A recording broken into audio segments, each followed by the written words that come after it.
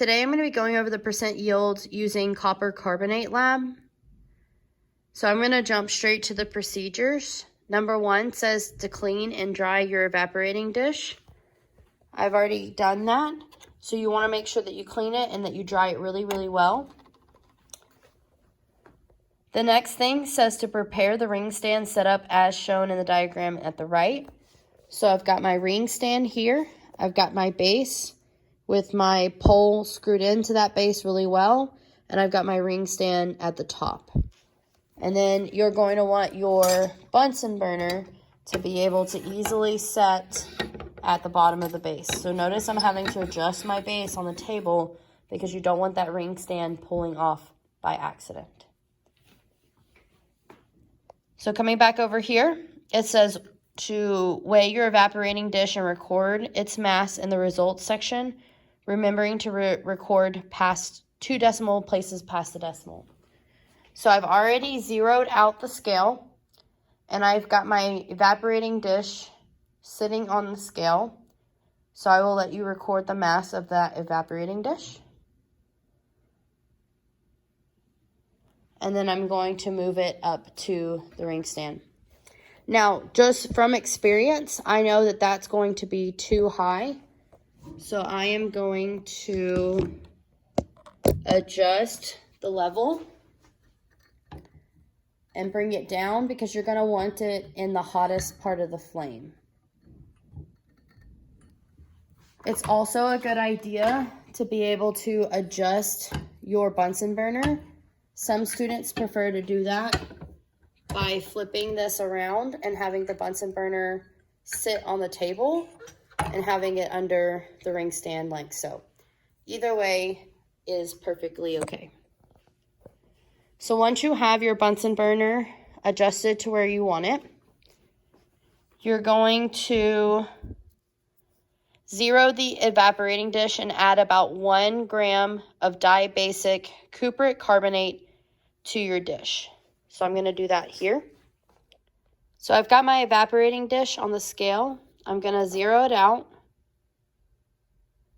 And then I'm going to add my 1 gram of cupric carbonate to that. Now it says to add about 1 gram. You don't have to be exact though. So we're going to try to get as close to 1 gram as possible. But you should not spend a lot of time trying to get exactly 1. We're just going to get as close to 1 gram as possible.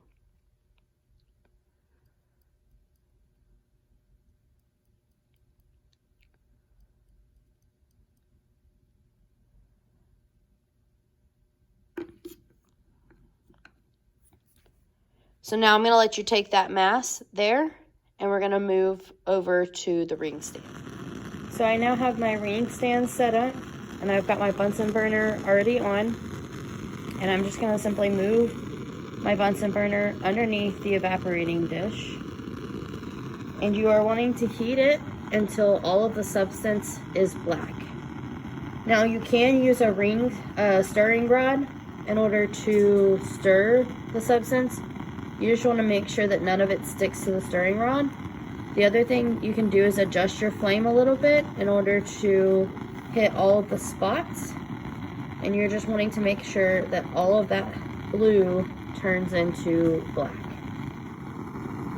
It can take about 5 to 10 minutes for your copper carbonate to turn completely black. And like I said before, you just want to make sure you adjust your flame in order to make sure that it's heating up the substance. And then if you need to, you can always use a stirring rod to kind of stir it up and break up some of that chunks in the middle. But you want to make sure that none of the black or blue compound sticks to that stirring rod, or it's going to affect your percent yield.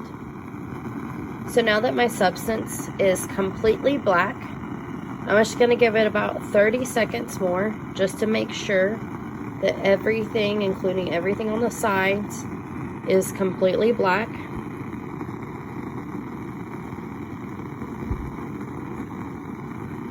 And then I'm going to turn off the gas and I'm going to let it cool for about 5 minutes. You want to make sure that it is completely cooled, or otherwise it's going to affect your results. Now that my evaporating dish has cooled down, I'm going to come back to the scale. I'm going to zero it out, and then I'm going to weigh my dish with my black substance in it. So I'll let you mark that mass down.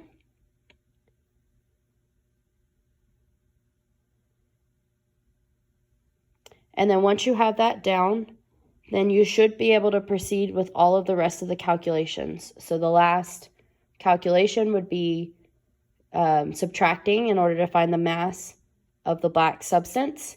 And then from there, you'll proceed to the calculations on the back.